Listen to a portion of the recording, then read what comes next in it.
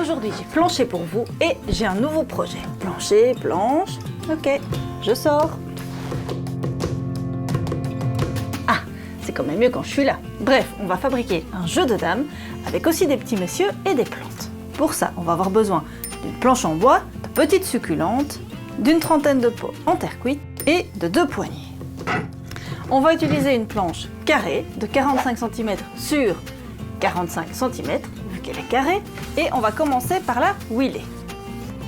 Une fois que c'est sec, eh bien, on va tracer le damier.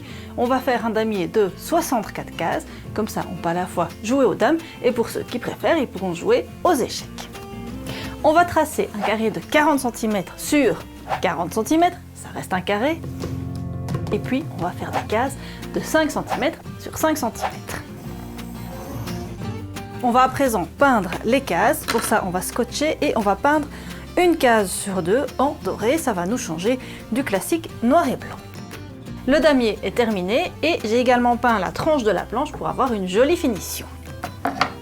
Pour transporter facilement notre plateau de jeu, eh bien, on va lui mettre de jolies poignées. On va faire un peu de place pour passer à la suite et comme il y a des poignées, eh bien, ça se déplace très facilement. Pour nos pions, on va utiliser des petits pots en terre cuite. Ce sont des petits pots de 6 cm de diamètre. On va en peindre 12 en noir, 12 en blanc, puisqu'il nous en faut 24.